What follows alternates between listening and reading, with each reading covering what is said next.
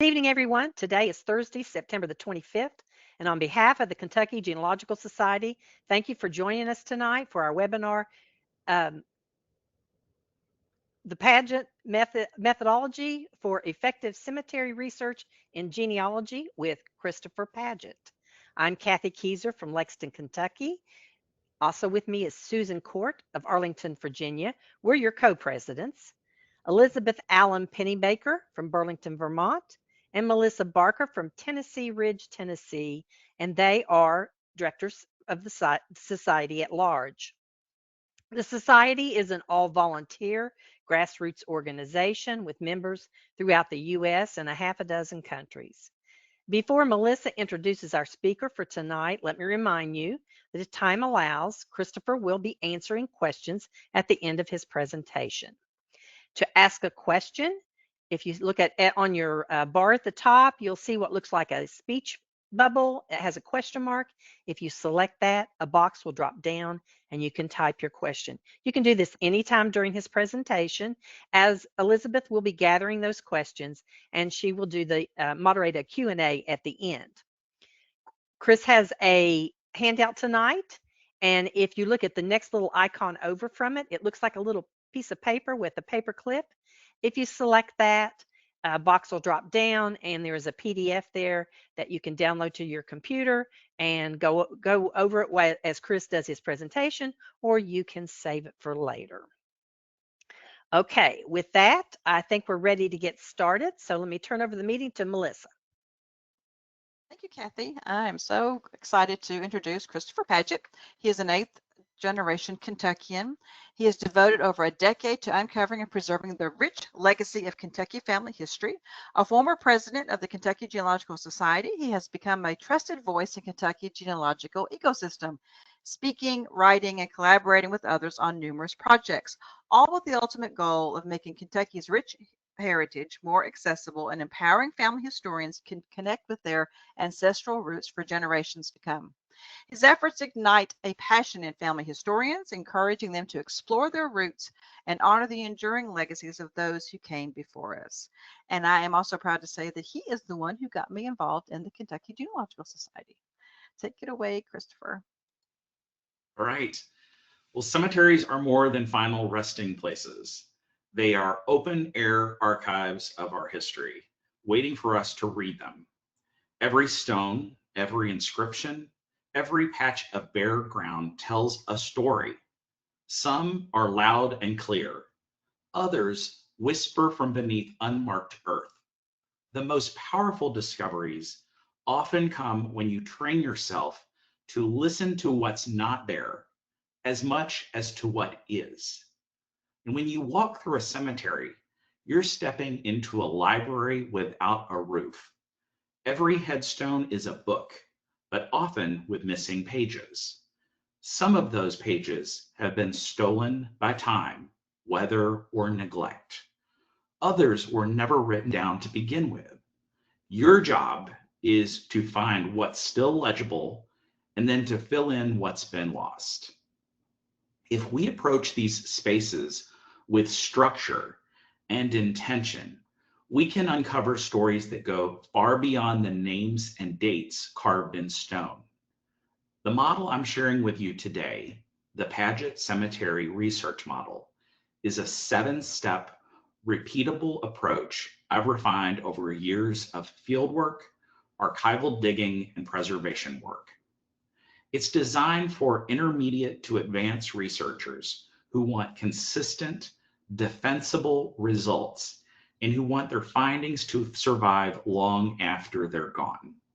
Because when you do this well, you're not just finding your answers, you're leaving a trail for the next researcher to follow. But what happens when those trails vanish? That's the danger that every cemetery faces. Cemeteries are rich in data. They give us relationships, migration patterns, cultural clues, religious affiliations, and sometimes even personal values. If you know how to look, a single burial ground can tell you who a community loved, feared, excluded, or honored.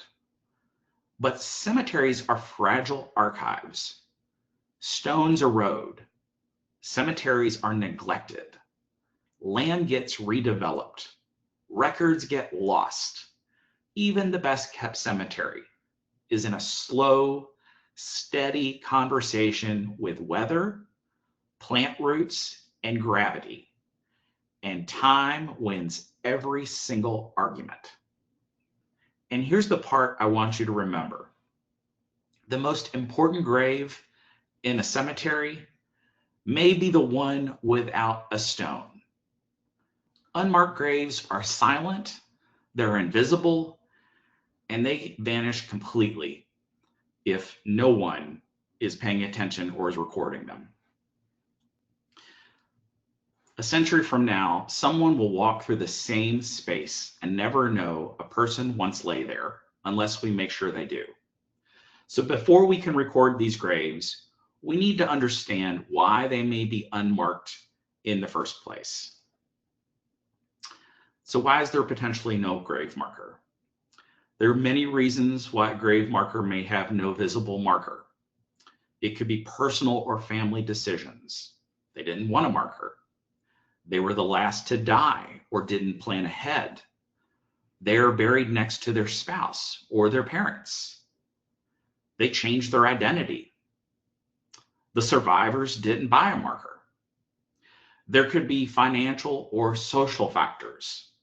There was no money available. They were interred in a potter's field. They were buried in a mass grave. It could be alternative burial practices, cremation and scattering of ashes.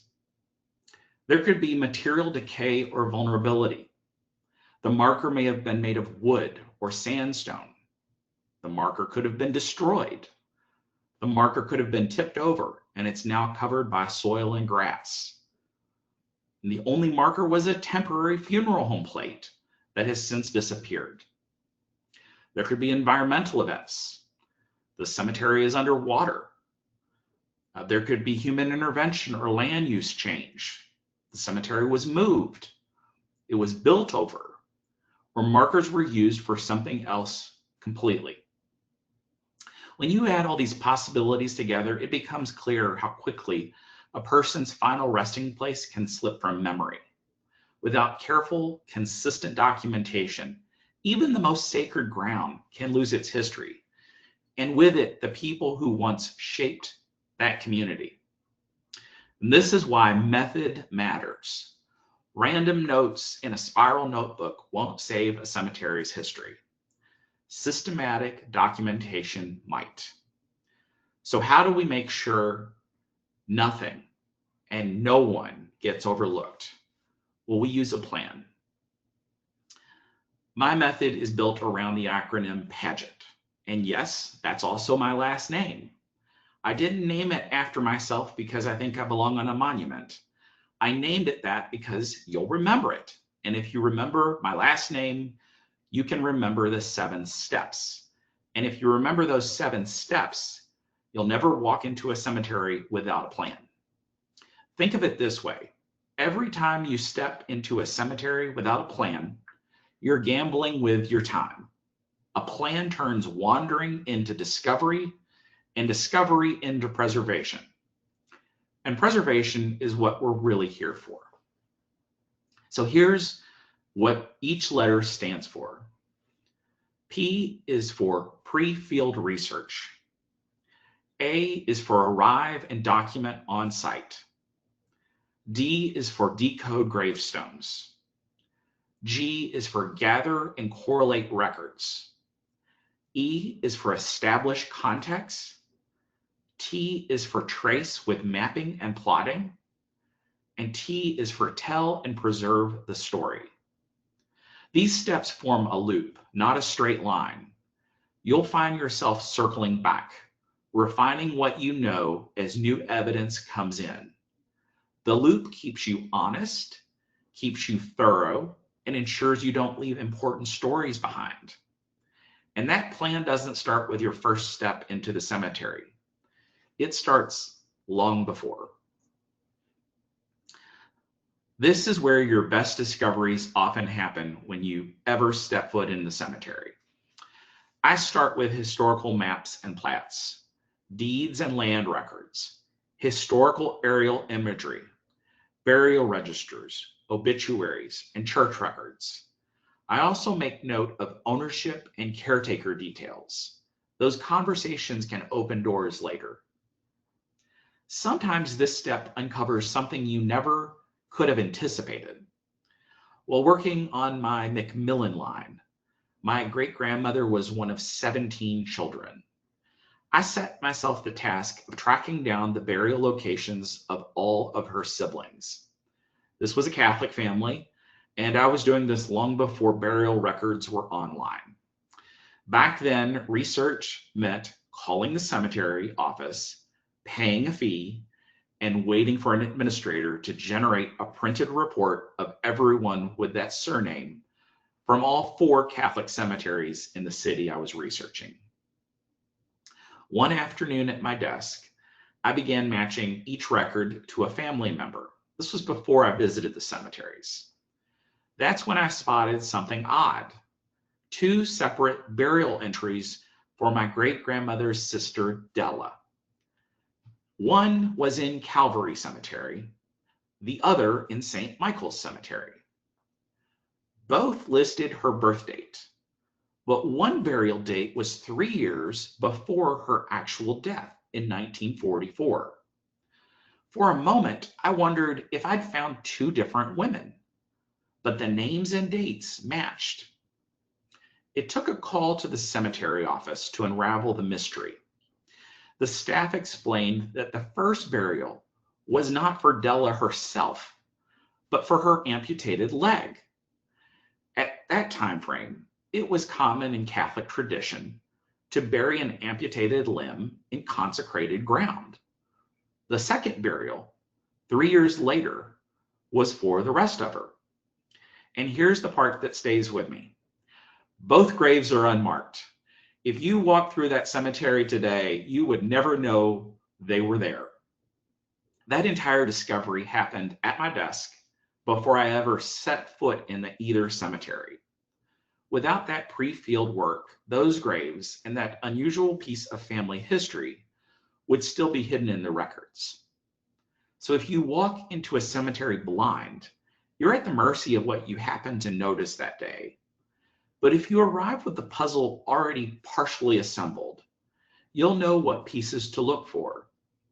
Desk work saves you time, and it sharpens your instincts when you're in the field. Because once you arrive, you need to know exactly how to capture what's in front of you. So when I get to the cemetery, I document in 3 passes. First, I capture the landscape, wide shots of the entrance, boundaries, and overall layout. These images give context and help future researchers understand what you saw that day. Second, I walk the rows systematically, taking photos and GPS coordinates for each stone. I use a consistent left to right pattern so nothing gets skipped. Third, I focus on details, inscriptions, symbols, condition, even unusual plant growth or trees that might indicate a burial. And here's where the unmarked grave emphasis comes in. If you walk past an unmarked grave without recording it, you're walking past a story no one else will tell. Depressions in the ground, bare spots in a row, differences in grass growth, these are often burials. Photograph them, mark them on your map, and note them in your records. Think of it this way. A cemetery is a stage, and the stones are the actors with speaking roles. The unmarked graves are the silent characters, and sometimes they're the ones with the most interesting backstory. And the stones themselves, they have a language all their own. A gravestone speaks in 3 languages: words, symbols, and materials. The words tell you names, dates, and relationships, and sometimes values or beliefs. The symbol can reveal occupation, faith, fraternal membership, even personality traits. The material, marble, granite, sandstone, fieldstone, can point to a time period or local quarry. And here's something important. Absence is also a clue. If someone is missing from a family plot, it's worth asking why. Were they buried elsewhere because of a marriage, a falling out, or a difference in religion? Sometimes the missing stone is the loudest voice in the conversation. I remember one stone carved with an anchor, a sign of hope in Christian symbolism, but also a common emblem for sailors. Cross-checking the death date with shipping news confirmed the man had drowned on the Ohio River. Without the symbol, I would never have known where to look. But a stone's words are just the opening sentence. The real story comes next.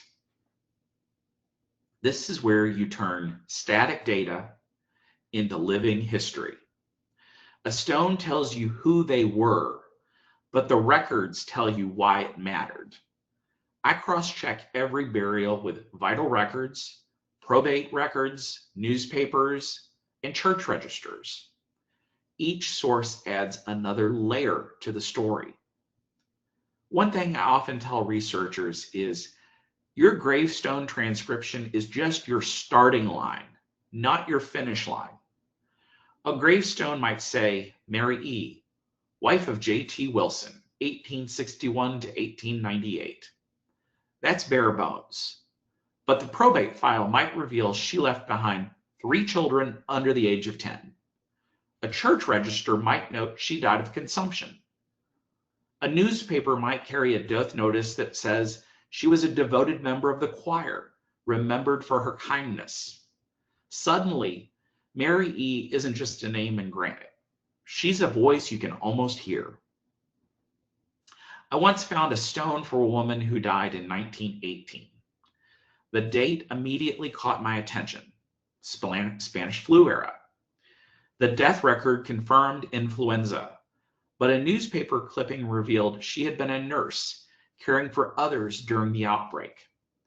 Without that extra layer of research, her stone would have told only half the story. I always think about how she probably worked right up until the moment she got sick. Gathering and correlating records is like braiding. Each strand strengthens the whole. One record might hold a date, another a relationship, another a cause of death. On their own, each is fragile. Together, they're unbreakable. And the beauty of it is, the more strands you add, the more resilient your conclusions become when someone questions your findings. And when you've built that story, the question becomes, what does it mean? Context gives meaning to your data. Without it, your notes are just a list. With it, they're a story. Look for patterns. A spike in burials during one year may reveal an epidemic. Clusters of veterans can tell you about a community's military service.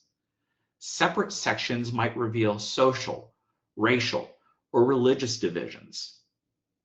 I once worked in a small rural cemetery where one corner held an unusually high number of infant burials between 1946 and 1949. Local health records showed a spike in stillbirths caused by a contaminated water source. The cemetery's layout became a map of community tragedy, something that would never have been obvious if I hadn't been looking for patterns.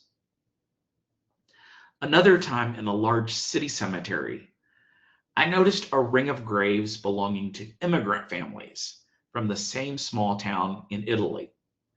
At first, I thought it was a coincidence, but after some digging in passenger list and census records, I realized that they had all come to America together.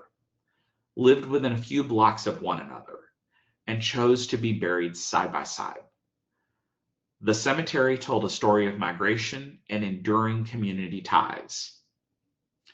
Patterns can also reveal what was valued and what was ignored. A prominent family plot might tell of wealth and influence. A row of unmarked graves might point to those the community chose not to memorialize. Sometimes those absences speak louder than the monuments. When you find a pattern, take a moment to step back from your notes. Ask yourself, what was happening in this community? What was life like? What challenges did they face? That reflection is where the raw data starts to breathe. And once you know the story the ground is telling, you can pin it down for good. A map is your bridge to the future. It turns your documentation into something others can navigate and build on. I start with a hand sketch and then digitize it, marking every unmarked grave. Sometimes your map will be the only surviving record that a burial ever happened. For GPS mapping, I use Google Maps for simple coordinate plotting and easy sharing. The USGS National Map adds topographical layers, historical aerials, and elevation data, which can reveal subtle terrain changes from old graves. On Find a Grave, you can store GPS coordinates for individual memorials and use the forums to request corrections to cemetery names, boundaries, or duplicates you discover. In one project, I mapped a pioneer cemetery that had been swallowed by a wooded hillside. The graves were scattered, stones tilted or buried under leaf litter. After I finished plotting every stone and depression, I shared the GPS file with the local historical society.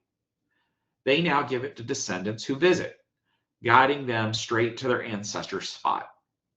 Without that map, the location of many burials would have faded from memory within a single generation. Mapping also forces you to slow down and really see the site. You'll notice things you'd miss if you were only photographing stones. Subtle depressions, irregular rows, small markers obscured by plants. And remember, your map isn't just for today. A decade from now, your coordinates might be the only way someone can find a grave after a stone has been vandalized or removed. Because a grave you can't find is a story that's already half lost. Research that lives only on your hard drive is one click away from being lost. I can't tell you how many times I've heard about a dedicated researcher who passed away unexpectedly, leaving decades of work that no one knew how to access. Or worse, work stored on obsolete formats that no one could read. That's why I follow what I call the rule of three. If you want your research to persist long after you're gone, you must share it in at least 3 different platforms or locations. 3 copies, 3 homes, 3 lifelines, because anything less and you're betting the future of your work on a single point of failure. Now, here's what that might look like in practice. Blog about it. Blog posts are great cousin bait because they attract distant relatives who may have pieces of the story you don't. Share your findings on a platform where others can actively learn from them, such as an online memorial, cemetery database, or research forum. Submit your findings to a genealogical society or local archive, somewhere with a mission to preserve history. Store your files in open, non-proprietary formats on platforms where others can easily access them, such as the Internet Archive or Family Search. And always include your unmarked grave data.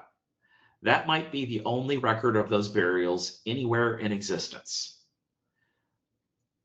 About a year ago, a fellow board member of the Kentucky Genealogical Society traveled to a Kentucky county where her direct ancestors were buried. She made a long trip. Through the help of a local resident, she located a small family cemetery tucked away in a field. She took photographs, wide shots, close-ups, everything you would want or need to reconstruct the layout. Just a few months later, a new landowner cleared that field. The stones were uprooted and stacked haphazardly in the woods. What he didn't realize was that in Kentucky, grave desecration is a felony. So when my friend reported the destruction to local law enforcement, the county required the landowner to restore the cemetery exactly as it was before. And her photographs, those images she had taken on that visit, became the blueprint for putting it all back in place. And I just want to acknowledge my friend Elizabeth Allen Pennybaker, who is one of the co-hosts this evening. You did a great job, Elizabeth. That's the power of sharing and safeguarding your work. It's not just history, it's evidence. It can become the only thing standing between preservation and permanent loss. And sometimes sharing your work is only the beginning, because the person you're looking for may not be where the records say they are. Sometimes you have to find a burial without a stone or a record. That's where reasoning comes in, both inductive and deductive. Inductive reasoning means spotting patterns from similar cases. Deductive reasoning means eliminating what's possible until the likely answer remains. Burials often follow relationships.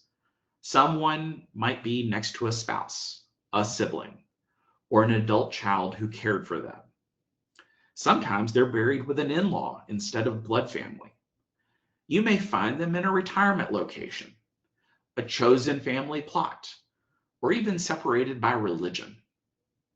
For example, a Catholic wife in the parish cemetery and her non-Catholic husband across town. I once researched a man whose death certificate named the local city cemetery, but he was nowhere in their index. After cross-referencing many family plots, I found him buried beside his favorite sister in another cemetery entirely. No stone, no record in that cemetery's office. The only proof was a faded entry in the caretaker's handwritten logbook. Without looking for relational clues, I would have never found him. Finding an unmarked burial isn't always about technology or records. Sometimes it's about thinking like the family. Who mattered to them most? Where would they have wanted to be? When you understand that, you're not just mapping graves. You're mapping human connections, human relationships. In our time, one change is reshaping the entirety of cemetery research, and that is cremation. The first U.S. crematorium opened in 1876 in Washington, Pennsylvania. For decades, cremations were rare, slowed by religious objections, especially from Catholics and Orthodox Christians. It wasn't until the 1970s that cremation rates began to rise sharply, driven by lower cost, land scarcity, and shifting cultural attitudes. Today, more than 60% of U.S. dispositions are cremations. For researchers, this means the remains might not be in a cemetery at all. Instead, the only evidence might be in a funeral home file, a crematory log, or burial transit permits. These records are often harder to access and easier to lose. Now, I once helped a family trace an ancestor whose obituary said cremation to follow, but no cemetery was listed. It took months of phone calls before I located the crematory, which still had the ledger. It showed the ashes had been mailed to a relative out of state. The record was the only surviving proof of the disposition. Without it, the paper trail would have gone cold. The lesson here is simple. When cremation is involved, think beyond the cemetery gate. The final resting place might be in an urn on a mantle, a scattering site, or even in an unclaimed box in a funeral home storage closet. And this did happen to me. I was researching a cousin, and I contacted the funeral home, and they said, "Mr. Padgett, we have something for you here." And I went there, and lo and behold, they set up on the desk a box of my cousin's cremains. True story. You have to expand your search radius and your thinking. Oh, and that cousin had died 30 years prior. So the funeral home had been holding the cremains for 30 years. And cremation is only one reason a person might not be in a cemetery at all. Not everyone ended up in a marked grave or in a cemetery at all. If you're looking for someone and they're not where you expect them to be, you may have to think beyond the traditional burial. Mass graves are one example. These often follow pandemics, natural disasters, mining accidents, or wars. They may be marked with a monument, but just as often, they're not marked at all. In the 1918 flu pandemic, entire families were sometimes buried together in hastily dug trenches. Without newspaper accounts or local oral history, these sites can be almost impossible to identify today. I've been researching for many years my great-grandfather's brother, Ezra Cundiff, who was living in Seattle, Washington during the 1918 flu pandemic, and he was a confectioner. And I've talked to everybody and their brother who may have some insight about what happened to him. The current thought is that, like many people who died who did not have close family in Seattle, he was buried in an unmarked grave. There are hundreds of death records from 1918 from Seattle, Washington, that do not have names attached to them. So you have to kind of do some research about the location, the time frame, what may have happened. There's burials at sea, which leaves no land-based marker, only ship logs or military records. There are potter's fields, burial grounds for the indigent, the unidentified, or those without family to be able to claim them. Many of these fields have been built over, paved, or turned into public parks without visible indication of the lives once buried there. If you're researching, for example, in Louisville, the most early burials, when the city was first started, they're under a park in downtown Louisville called Baxter Park, and there's no markers.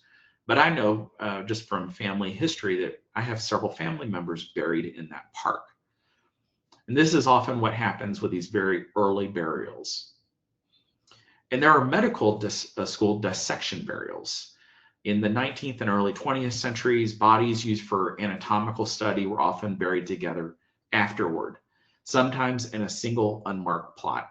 This is still the case today with medical schools. Often they will have a relationship with a local cemetery, and once bodies that have been donated to science, they're complete doing their work with them, they'll be buried in that same location. The only records might be in university archives or obscure cemetery registers. When you can't find someone in a cemetery, it doesn't always mean they weren't buried. It may mean they were buried outside the usual channels. And that's when you widen the net and start looking in less obvious places. When you widen your search, you start to see the patterns and the truths a cemetery holds. A cemetery's layout is a diagram of belonging and exclusion.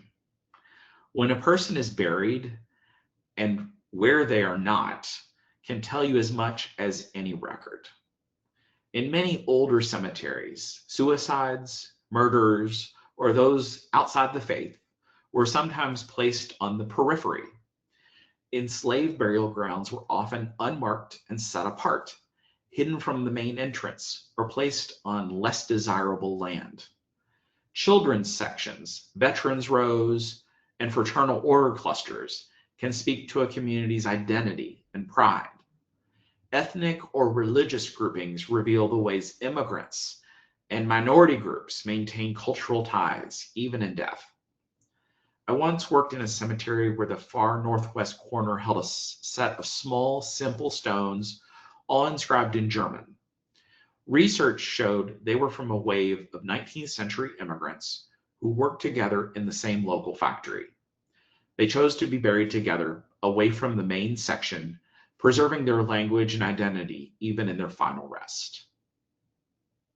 Sometimes the largest plots tell a story of dominance, a single family taking up a prime space in the center. Sometimes the empty spaces are more telling, missing family members who may have been estranged, or who may have married outside the community and were buried elsewhere. And that's where it's your turn to read the ground and make sure its voice doesn't fade. This model is meant to be adapted. Take it, refine it, make it your own. Use it to preserve more than stones. Use it to keep the story speaking. Several years ago on an autumn day, it's really the best time of the year to do cemetery research. You've got cooler temperatures, soft light, the welcome absence of mosquitoes. I was walking through Eastern Cemetery in Louisville. Eastern is one of the city's largest and oldest burial grounds, but it carries a bit of a notorious reputation. For decades, it was plagued by mismanagement, record-keeping failures, and one of the worst scandals in American cemetery history. Graves reused without families' knowledge, bodies stacked in vaults, and records so incomplete that generations of burials have been effectively erased from official memory. I knew my third great-grandfather, James Folsom, should be buried there. His wife was, but he wasn't listed in any of the cemetery records. That's not unusual for Eastern. Many people buried there exist only in memory or rumor, not in the official books. As I made my way through the grounds that day, and it's an enormous cemetery, dozens and dozens of acres.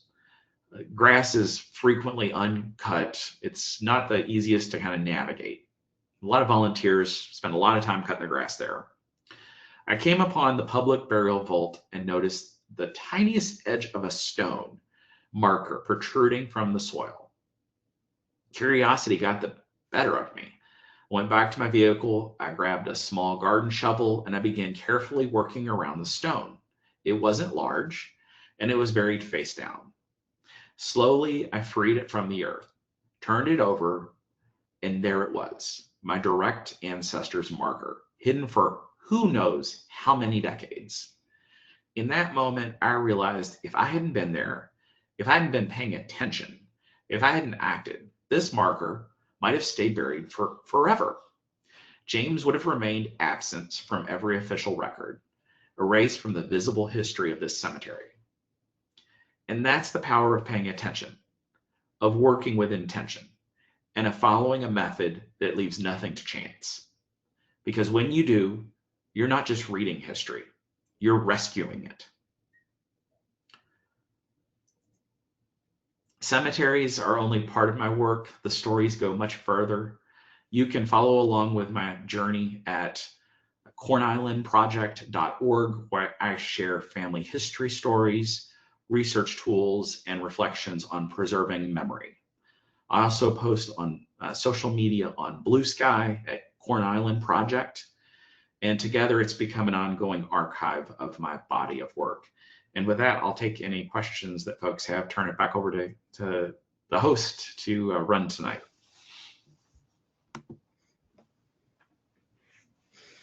All right. Well, thank you so much, Chris. It is really fascinating. You know, I know you from board stuff, and it's fascinating to sort of get the close-up view of you as a genealogist doing the sort of the field work here.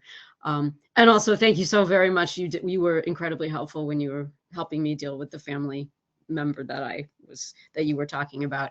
I know that Melissa has a question, and we also have a few in the chat as well. So I'll turn it over to Melissa, and then I'll have some more questions.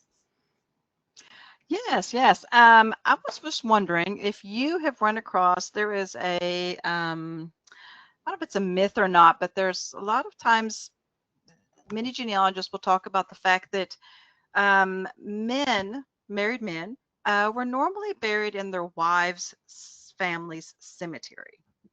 Would you Yes. consider that a myth, or have you experienced that as being a truth?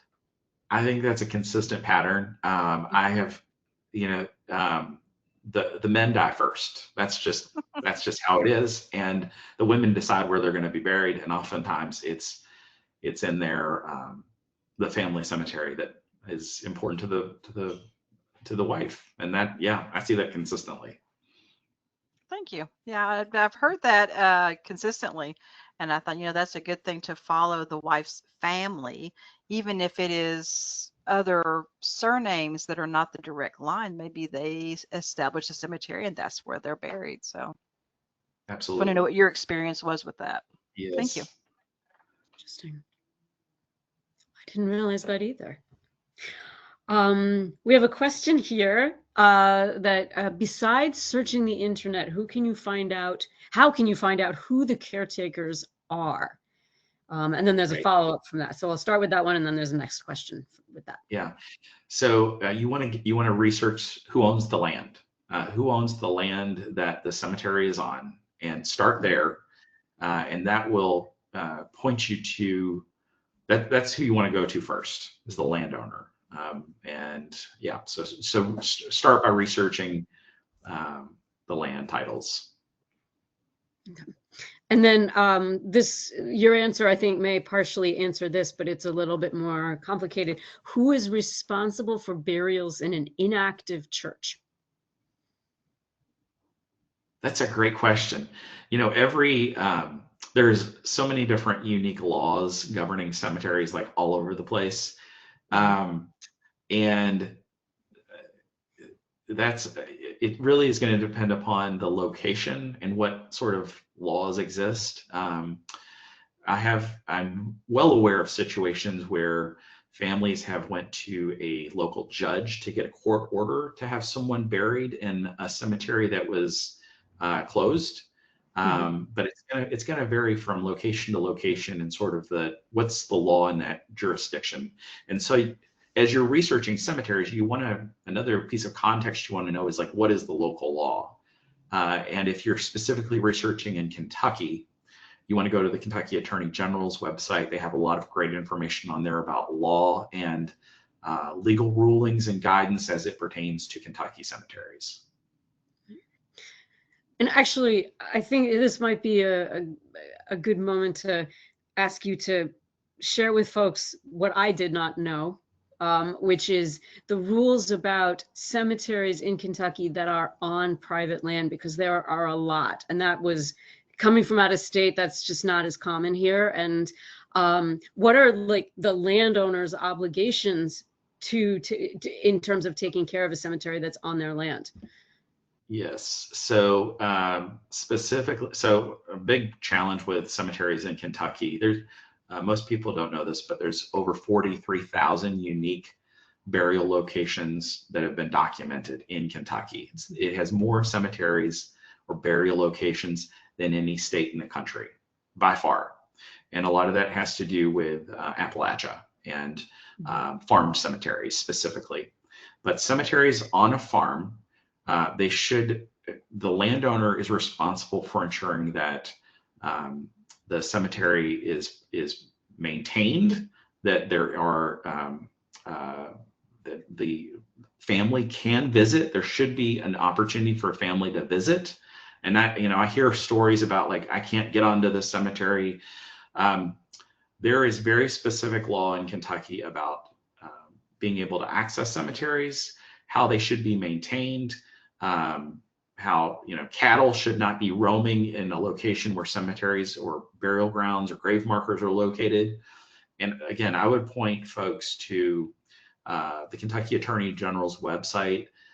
There is a lot of case studies and case law and Attorney General's guidance that has been put out there over decades on Kentucky cemeteries. And it's always open to interpretation, as Elizabeth, you discovered in your situation. But what I would suggest is that you want to be very familiar with that. That could be an entire presentation, the laws regarding cemeteries in a location. But I would point you to the Attorney General's office for Kentucky. And then for other states, it's probably going to vary from state to state as to who is sort of the cemetery czar. but in Kentucky it is the AG. And I would point folks to that site if they would like to learn more about cemetery law in Kentucky. Got it. Yes, it did prove to be very helpful, especially again for somebody coming from out of state who had no idea that this was literally even a thing. Yeah, so another really good question in the chat, which is, what's the best way to clean stones in old graveyards? And I'll broaden that out to say, like, if you stumble upon a grave in the way that you kind of did, what's the best way to then care for that grave so that it's a little bit easier for the next person to find? Yeah, there's so many different schools of thought on this. I mean, one from a purely preservation standpoint, if you like want to do no harm, it's just to photograph what you find and you know, pull away the weeds and kind of not do anything, just leave the marker as it is. However, I think there's a popular focus now on this, and a lot of folks use very specific cleaning agents for grave markers. Mm-hmm. If you're going to do that, make sure you know what you're using and make sure that it's the right agent for that specific type of stone. A lot of people, I've heard of products called D2 and Wet It and Forget It, and those might be good for some types of stones, but not for others. So you want to make sure you're really intentional about the type of product you're using.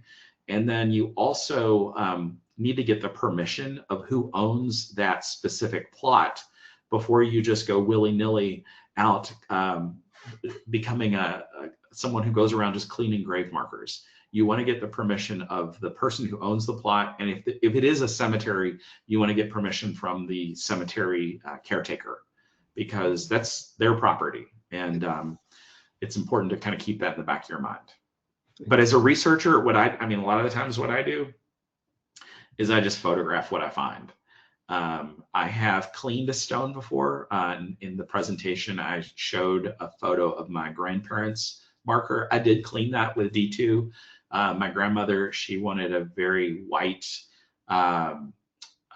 granite, and after about 30 years, it had turned completely black. So the photo that was earlier in the presentation was of that stone after I had cleaned it. And so, but before that, you couldn't make out any of the letters.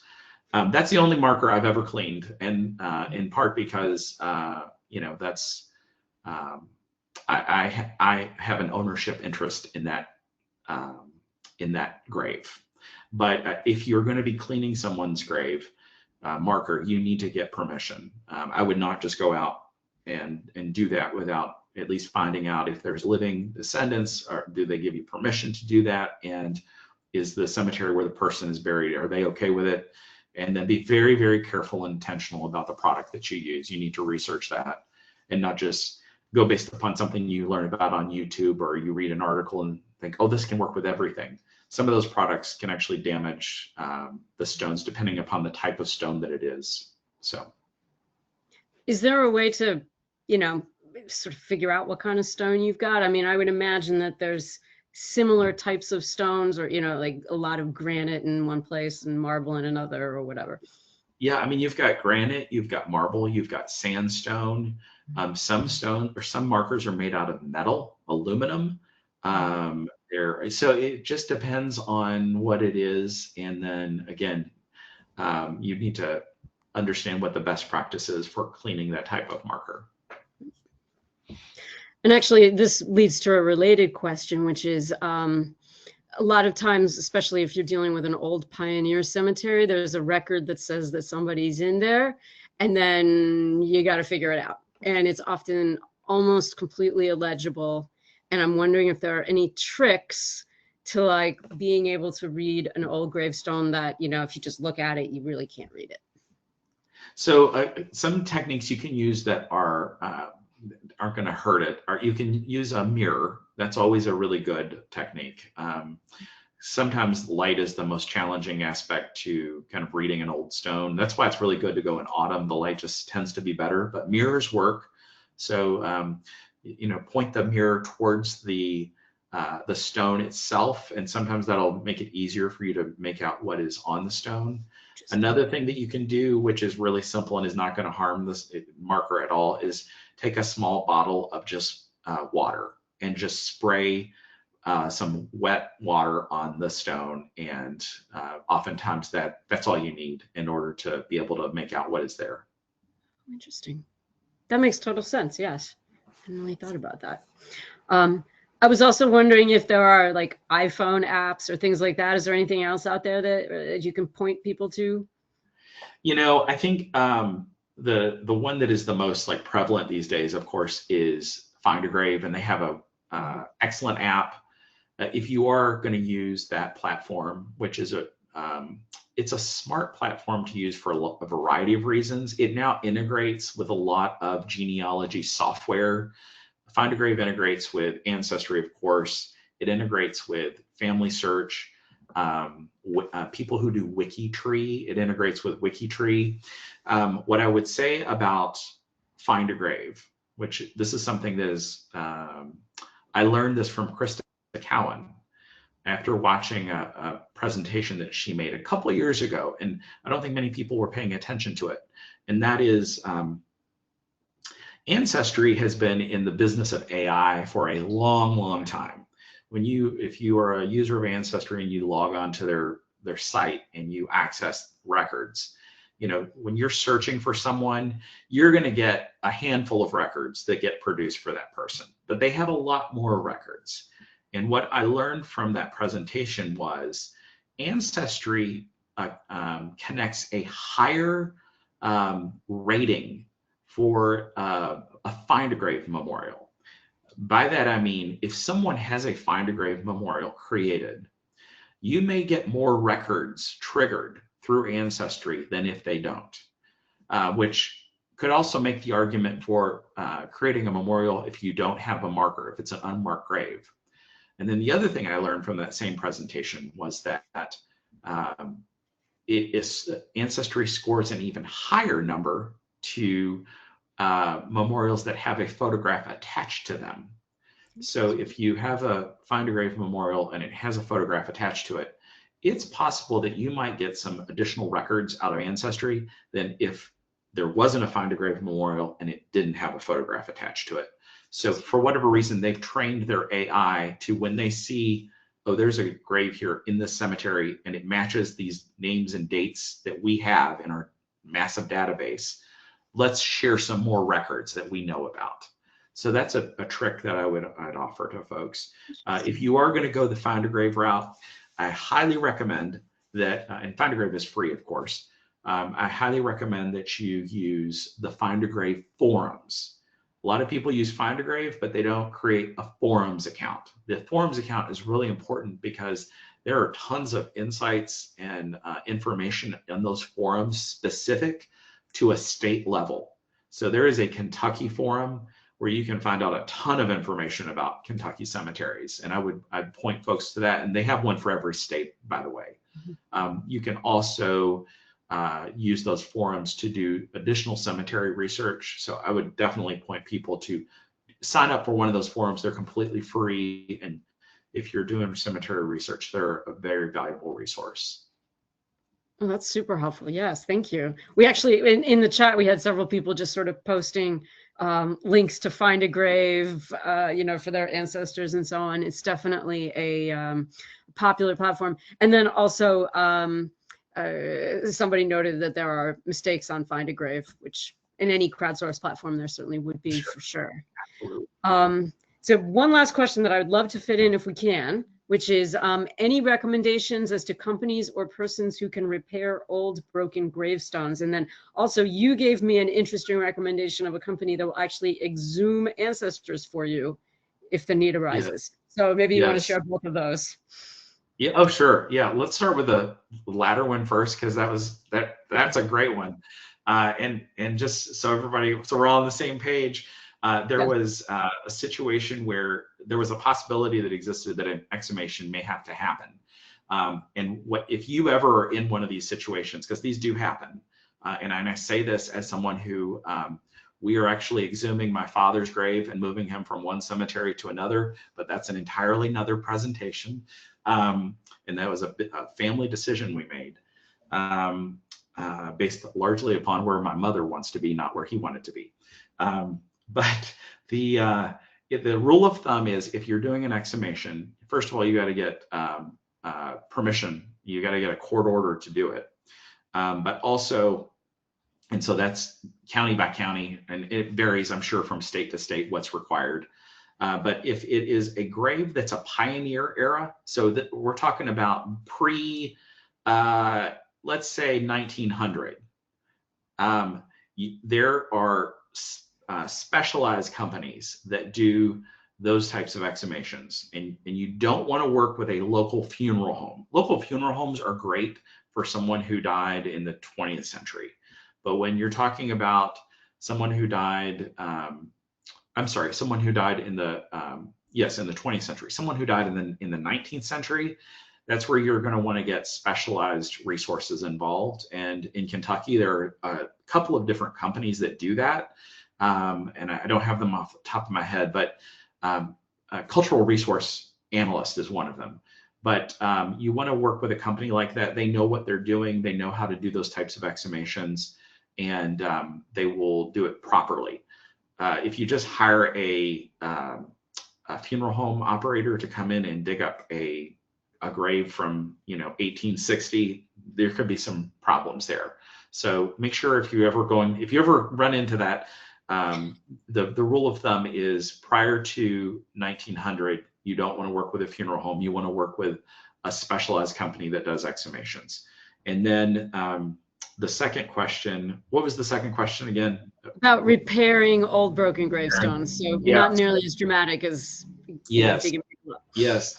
So the second question, this is actually a live one for me. I just discovered my 6th great grandfather, who is buried up in New Hampshire. And I had a find a grave volunteer who went out and photographed his marker for me, and a tree limb just in the last year fell down and broke it in half. So I am working to get that repaired. And I contacted that, varies from county to county, but in that location, they actually have the local municipality has a cemetery board. So I contacted them and said, hey, who can I hire to have this erected and repaired? And they said, oh, we'll do that. We budget for that in our county's budget, or in our local community's budget. We will do that, and we will send you a photograph of it once it's been repaired. I was kind of blown away by this, because I was expecting, to pay, a couple $100 to have someone repair and reset the stone. What I would suggest you do is, this is going to vary from location to location. And so I would contact the big cemetery, whatever that happens to be in the county where you're doing research, and ask them, who do you use to reset broken stones, and get a recommendation from the big local cemetery, whoever that is. They all have resources like this, and they'll be able to connect you to whoever does that locally. Oftentimes it's a local resource, someone who is very skilled and adept at doing that. You don't want you don't just want to hire a random handyman to go out and repair that, though. You want to get a recommendation from the local big cemetery. Who do they use? Yeah. Perfect. Great. Because that'll apply no matter where you are, which is great. Yeah. Well, thank you so much for a really interesting and helpful and and tremendously useful presentation. Because it's very easy to go to a cemetery and just look around, and this gives some structure to it. Oops, and we have a cat. All right, and also just thank you in general for all that you do for the genealogy community in Kentucky, and those of us who are in that community very far away. So thank you so much. Thank you. You all have a great evening. Chris, thank you for sharing the Padgett method with us. I can personally tell you that I realize that I've been missing some of the story on some of my ancestors. So I really appreciate it, and I will be using it in the future. Great. For those that are still on the call, let me remind you that our next webinar is Monday, September the 29th at 7 o'clock Eastern Time, when Pamela Holland will be with us. She will be presenting Connecting the Dots Using DNA to Verify and Expand Your Family Tree, an Irish Family Case Study. Be sure to follow us on Facebook and Blue Sky, and you can find those links at the bottom of our homepage website.